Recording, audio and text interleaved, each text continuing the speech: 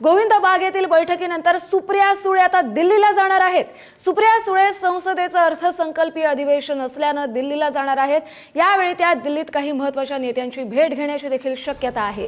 राज्यामध्ये राजकीय घडामोडी घडत असताना सुप्रिया सुळे अधिवेशनासाठी दिल्लीत जात आहेत। अजित पवार यांच्या अकाली एक्झिट आधी त्या दिल्लीमध्येच होत्या आणि त्यानंतर ही घटना घडल्यानंतर त्या पुन्हा बारामतीमध्ये पोहोचल्या होत्या। मात्र आता सगळ्या विधी पूर्ण झाल्यानंतर गोविंद बागमधली बैठकही पार पडल्यानंतर सुप्रिया सुळे आता दिल्लीला जात आहेत। गोविंद बागमधल्या बैठकीनंतर सुप्रिया सुळे दिल्लीला जाणार असल्याची माहिती आहे। याच संदर्भात अधिकची माहिती घेऊया आपले प्रतिनिधी शिवाजी काळे यांच्याकडून। शिवाजी, जर पाहिलं गेलं तर राज्यात एकत्र सुनेत्रा पवार ह्या शपथविधी घेत आहेत, तर दुसरीकडे सुप्रिया सुळे आज राजधानी दिल्लीमध्ये पोहोचत आहेत।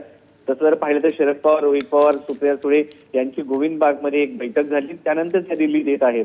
तसं खरं तर संसदेचं अर्थसंकल्पीय अधिवेशन सुरू आहे। दादांच्या पुन्हा एकदा महाराष्ट्रात आल्या होत्या आणि त्या अर्थसंकल्पासाठी येत आहेत। मात्र संसदेचं अधिवेशन सुरू असताना त्या सर्व नेत्यांच्या गाठीभेटी दिल्लीमध्ये घेत असतात। आता त्या भाजप श्रेष्ठींच्या भेटीगाठी घेतील, काँग्रेस श्रेष्ठींच्या भेटीगाठी घेतील आणि याच्यामधून काय नक्की पुढे येते ते पाहणं महत्वाचं आहे। मात्र एक बाब निश्चित आहे, तो दिल्लीत येत आहेत आणि दिल्लीमध्ये त्या अर्थसंकल्पीय अधिवेशनासाठी उपस्थित असणार आहे। या दरम्यान त्यांची भाजपच्या ज्येष्ठ नेत्यांशी, वरिष्ठ नेत्यांशी देखील चर्चा होऊ शकते, जी चर्चा या अगोदर देखील झालेली आहे। आणि विलिनीकरणाच्या संदर्भात भविष्यामध्ये काही चर्चा होते का दिल्लीमध्ये, का याच्यावरती पूर्णपणे फुलस्टॉप पडलेला आहे हे पाहणं महत्वाचं आहे। कारण याच्या अगोदर जी शरद पवार यांची पत्रकार परिषद झालेली आहे, त्या पत्रकार परिषदेमध्ये सुनेत्रा पवार यांच्या शपथविधी संदर्भात पवार कुटुंब अनभिज्ञ होतं हे त्यांनी स्पष्ट केलं। प्रफुल्ल पटेल, सुनील तटकरे यांनी हे सगळं केलंय असं एकंदरीत त्यांच्या पत्रकार परिषदेमधून पाहायला मिळालं। दुसरी गोष्ट बाब म्हणजे काही नेते पक्ष एकत्र येण्यासंदर्भामध्ये मदत करत नाहीत व ते येऊ देत नाही असाही मेसेज जो आहे त्यांच्या पत्रकार परिषदेमधून देण्यात आलेला आहे।